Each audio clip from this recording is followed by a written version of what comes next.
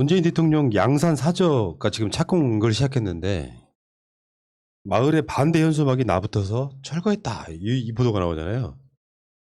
근데 지금 내가 봤을 때 양산시가 잘못한 부분도 있는 것 같아. 철거 반대 현수막은 붙을 수 있거든. 이거를 다 불법이라고 철거를 해버리니까 빡쳐가지고 더 다른 거야 계속. 지금 그 상황도 분명히 있거든요. 사실 이게 약간 기계적인 행정집행이긴 한데 요즘 이제 현수막 걸면 다 철거해요. 그냥 사전에 연락 없이 다 철거하고. 그게 왜냐면 여러분들 잘 모르시지만 이 불법 현수막 때문에 사고가 좀 여러 번 있었습니다. 사람들이 잘 몰라서 그런 것 언론에 안 나니까 잘 모르는데 사고가 좀 여러 번 있고 해서 요즘은 이제 현수막을 칠 수 있는 장소 자체를 아예 지자체에서 제공을 하죠. 그리고 거기다만 철거를 할 수가 있게 하고, 뭐 시위 같은 게 있고 하면 길 좌우에 현수막이 쫙 붙잖아요. 그러면 이제 거의 예외 없이 잘리고 그리고 과태료 나온다고 생각하면 돼요. 요즘은 이걸 전문적으로 하는 업체들도 있어요. 뭐냐면 현수막 걸고 잘리면 바로 또 거는 거야. 이거를 대행해준 업체가 있을 정도로 이렇게 기계적인 행정 집행인 거죠. 그러니까 이걸 뭐 대통령에 대한 현수막이기 때문에 제거를 했냐 안 했냐라고 했을 때 저는 이거는 그냥 행정청에서 기계적으로 행위를 한 거다. 이게 사실적 행위를 한 거다라고 판단을 하지만 이게 이제 불필요한 논란을 자아내버린 거죠. 저번에 대통령 어머니 돌아가셨었잖아요. 기억들 하시겠지만 그 묘소 근처예요. 그러니까 양산 시민들은 왜 연고도 없는 곳에 오느냐? 이유가 다 있죠. 원래 살고 있는 우리가 알 그 유명한 처마 논란의 그 집. 그 집에서 경호동을 지으려고 하니까 그 주변에 땅을 더 사야 되잖아요. 근데 그 땅 주인이 쉽게 표현하면 평당 10,000원 하는 거를 평당 1,000,000원 줘 한 거예요. 갈 수가 없는 거지. 아휴.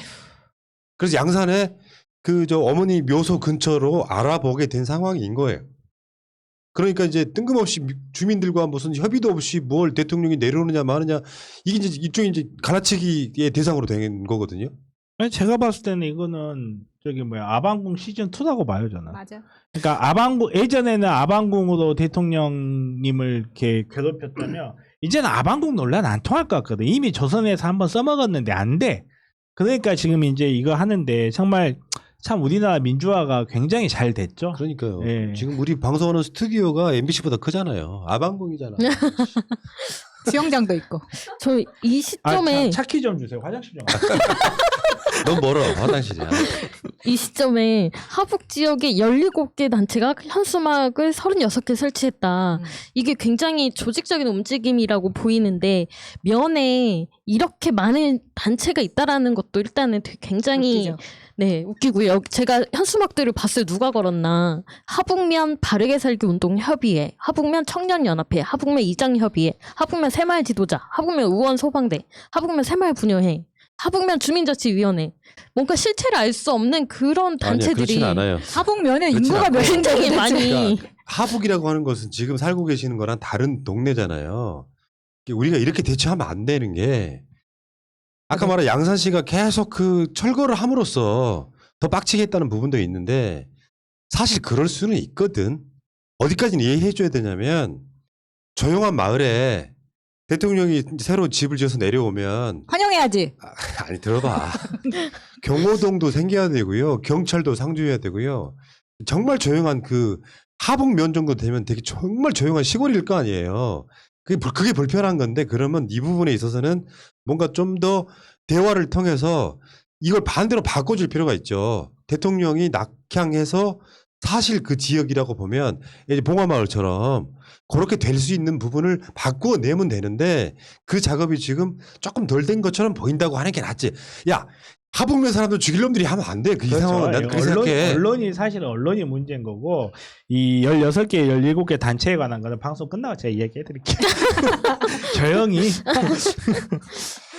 자 대통령 이야기는 여기까지 하시고 또 문준용 씨하고 이 심재철하고 붙었던 재판이 하나 있어요.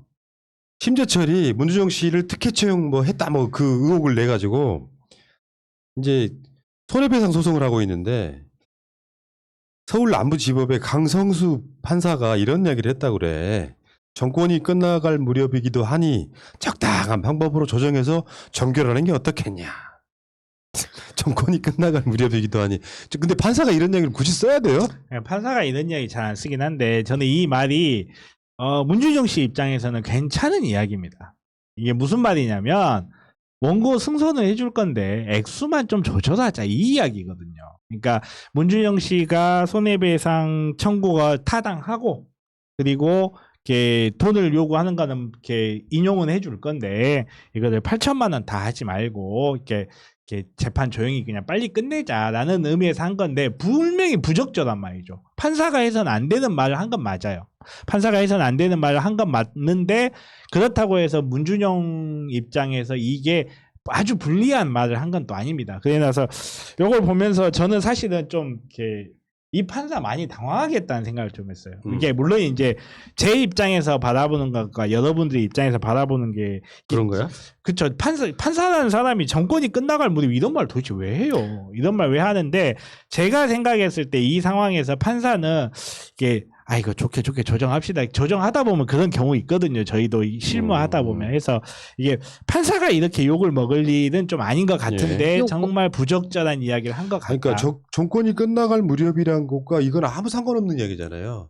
그러니까 마음속으로 문준영 당신도 이미 임기가 끝나가는 대통령의 아들이야 뭐 이런 식의 그걸 갖고 있으니까 윤호중처럼 그렇게 글을 쓰는 거예요. 머릿속에. 그렇죠. 그런 방식으로 이제 헛나가는 거라고 생각하거든요. 정확합니다.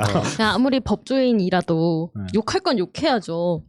그 법원 앞에 저울 들고 있는 그 여신상이 눈 가리고 있잖아요. 눈 가리는 이유가 어떤 대상에 대해서 편견이나 이득을 주지 말라는 건데 정권이 거의 끝나갈 무렵이니까 조정하는 게 어떻겠습니까? 이 말이 과연 판사가 할 말입니까? 절대 해서는 안 되는 말이죠. 판사 할 말 아니라고 입장에서는. 했잖아요. 그러니까 이제. 실드 쳐주면 안 된다고요. 아니 내가 어떻게 실드 쳐줬어요. 그냥 여기 이건 이게- 유불리의 문제가 아닌 거죠. 법조인들 다 문제야. 두치 반을 변론하기 쉽지 않아요? 어쨌건 그런 그 이야기가 있었다는 이야기를 하나 일단 또 드렸고요. 여기서 또 하나의 아들이 등장해요. 진짜 아픈 이름이야 나한테는 조국 장관. 조국 장관의 아들 연세대 입학 취소 검토한다 이 보도 보셨죠, 여러분들? 엄청 빡치잖아요. 그런 거 보고 있으면 그 진실을 한번 이야기 한번 해볼게요. 그래서 조국 장관 아들 입학 취소를 검토하고 연세대가 위원회를 구성하는 걸 논의 중이다 이렇게 이야기를 했어요. 연세대는 위원회를 구성하면 안 되죠. 양심이 일단 있으면. 이야기해봐요. 네. 일단 지금 조국 장관의 아들 건으로 다시 시작을 하는 것은 딸 표창장이 안 될 것 같으니까 아들로 공격을 시작하는 것이라고 보는 것이 맞다고 생각합니다. 그런데 지금 연대가 조국 아들 대학원 입학 서류 폐기 교직원 75명을 무더기 징계했다라는 기사를 띄웠습니다. 근데 이게 자료를 올린 게 곽상도 의원실이에요. 근데 이 자료를 자세히 보시면 조국 아들 대학원 입학 서류를 조국 아들 때문에 폐기를 해서 교직원 75명이 징계를 받은 게 아니라 이거는 이 기간 동안에 그러니까 기사 자체에는 뭐라고 썼냐면 조국 장관 아들이 입학 전형 자료를 작성하지 않거나 무단 폐기한 교직원 75명에 대한 징계 절차를 진행 중이다라고 썼거든요. 그러면 누가 봐도 조국 장관 아들 자료 때문에 징계를 먹었구나라고 생각을 하잖아요. 근데 이게 말이 안 되는 게 2016년 4월 연세대 부총장 딸 대학원 부정 입학 때문입니다. 이게 지금 시기가 겹쳐요. 왜냐하면 우리가 다 알다시피 2016년 후기 입학부터 2019년 후기 입학까지 연대는 입학 전형 자료가 전혀 보존되어 있지 않습니다. 이것도 자기들의 실수죠. 그래서 징계를 먹은 건 맞는데 왜냐하면 4년 동안은 의무적으로 보존을 해야 되는 거예요. 이게 다 통째로 사라졌어요. 그럼 이게 조국 탓입니까? 당시에 그냥 대학 교수였던 조국 장관의 탓이냐고요. 웃기는 게 그냥 뭐 다른 학교에 대학 교수가 힘이 셉니까? 당사자인 연세대 부총장 딸이 힘이 셉니까? 그게 핵심이지. 그렇죠. 그 조국 장관의 죄를 덮기 위해서 자료가 사라졌다는 건 생뚱한 거짓말인데 이게 왜 입학 취소 이야기가 나오냐면 최강욱 그 열린민주당 대표 사무실에서 인턴 활동했다는 게 가짜였기 때문에 그걸로 입학을 취소시켜야 된다고 말하는 거잖아. 지금 이 이야기는 그거예요. 근데 아니 그렇게 치면 아 진짜 욕나 야 씨발놈들아. 아니 진짜 10시간 인턴 활동해야 되는데 5시간밖에 안 해서 가짜고 이걸 대학교 입학을 취소시킨다고 말하는 게 정상이냐 이 기레기 같은 새끼들아. 아, 진짜 열받네 정말. 이제 부정 입학자는 사실 당시 부총장 딸이었는데 그 이후에 어떻게 됐는지는 모르겠어요. 그냥 나온 게 있습니까? 아직 입학 취소가 진행이 안 됐습니다. 그러니까. 네. 근데 여기에서 이경태 부총장의 딸인데 경영학과 일반 대학원에 부정 입학하는 과정에서 경영대학 6명 교수가 연루가 돼요. 얘를 1등 만들어준 거지. 한 명만 뽑았거든. 이런 난리를 쳤는데 이게 다 조국 탓인 걸로 밀어내고 있는 건데 다시 한번 말씀드리지만 장관님께는 죄송합니다. 조국 장관의 아들이 2017년 2학기에는 불합격을 했어요. 근데 2018년 1학기에 다시 시험을 쳤을 때 합격을 했습니다. 제가 몇 번 말씀드렸지만 정원 미달이라서 합격을 했는데 연대 대학원에서 정원 미달이라고 다 합격시켜주는 건 아니에요. 어중이 떠중이 다 합격시켜주는 건 아니라고. 어준이도 합격했다고요? 네, 순환 유사슴 혼났어. 이 조국 장관 아들이 실력이 되는 사람이라는 말씀을 드리고 싶은 거예요. 한영외고 졸업해서 조지 워싱턴 대학에서 장학생이었고 졸업까지 했으니 연대 대학원 들어가는 거 이 정도 스펙인데 떨어뜨릴 수 없는 거거든요. 근데 이걸 가지고 마치 조국 장관 아들이 연대에 부정 입학을 한 것처럼 그리고 그 사람 때문에 그 어떤 청탁 때문에 연대의 교직원들이 무더기로 징계를 먹은 것처럼 이야기를 합니다. 근데 정작 되게 웃기는 게 이게 지금 이 기간 동안에 징계를 먹은 건데요. 4년치 전부 없어진 거는 징계 먹는 게 맞죠. 근데 부정입학 부총장 딸 관련해서 부정입학 관련한 사람들은 전부 서면으로 경고만 하고 끝났다는 게 핵심이라는 겁니다. 그러니까 전혀 다른 조국 아들의 사례와 또 전혀 다른 이 전 부총장의 딸 사례를 같이 두고 얘기하는 것 자체도 일단 말이 안 되고, 근데 연세대 관계자가 예전 인터뷰에서 했던 말이 이게 있어요. 조 씨의 경우 이제 1심 판결이 나왔고 이 씨와 관련해서는 아직 수사 단계인 만큼 최종 판결이 나와야 조치가 결정될 것. 그리고 조 씨는 지원자 본인이 관련돼 있지만 이 씨는 스스로 한 것이 아니기 때문에 최종 판결 이후에도 조치사항은 다를 수 있다. 뭔 개소리야. 그러니까. 인턴 몇 시간 안 한 거. 그러니까 세상이라는 가지고. 게 이렇게 되면 안 되는 거잖아요. 인턴 증명서 같은 경우는 참고사항에 가깝고 그걸로 당락을 좌우하거나 그러지 않는다는 건 누구나 다 알고 있는 거야. 재밌는 이야기 하나 해줄까요? 모 사이트에 예전에 너무 막 순위 조작하는 것 같은 거야. 순위 조작하는 것 같은 거야. 왜냐면 자기들이 만든 방송을 계속 순위를 막 말도 안 되게 올리는 게 보이는 거야. 그래서 질문을 했지.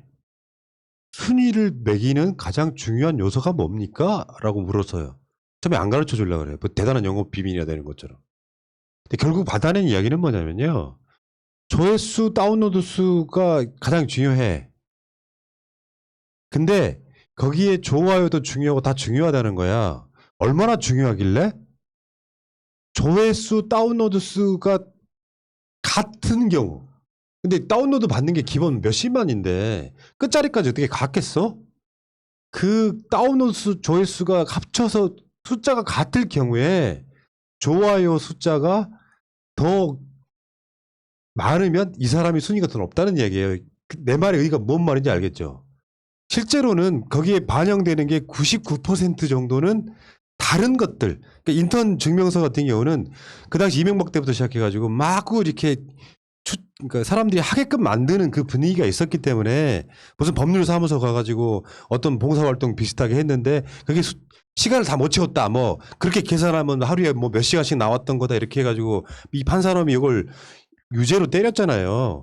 그런데 이게 연세대학교 입학 취소 정도의 사안이 되느냐 이 부분도 난 이거는 건수 자체가 말이 안 된다고 생각해. 왜?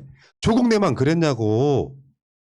조민만 그랬고 조국 장관 아들 뭐 이름은 알지만 그냥 알려지지 않았으니까 그냥 일부러 안 할게요. 대부분 딱 그렇게 한 상황이 어떻게 대한민국 사회에서 딱 두 사람만 조국 장관 아들 딸만 이 문제로 입학 취소 얘기가 나오냐고 이 도둑놈의 새끼들아. 아니, 우선은 이런 일을 한 적도 없을 뿐만 아니라 최강욱 의원 같은 경우도 그 6개월 동안 16시간이라는 말을 어떻게 바꿔서 그 6개월 동안 16시간을 주당 16시간으로 논리를 바꿔보니 기적의 논리를 제외하고라도 그런 사실조차 없었고 그 설사 그랬다는데 제가 전문대학원을 입학해봐서 알아요. 인턴이라는 게 얼마나 이렇게 별 의미가 없는 수치인지. 사실 제가 이제 법학전문대학원 입학하고 할 때도 이렇게 법학전문대학원 같은 경우 특히나 정성평가가 되게 중요해요. 정량평가. 시험 성적이라고는 그 LSAT, LET 성적, 리트 성적하고 뭐 그런 거밖에 없어서 정말 쓸데없는 네. 점수입니다. 자, 이 이야기는 여기까지 하시고 이따가 다시 조국 장관 이야기 할게요. 좀 다른 얘기 더 하고.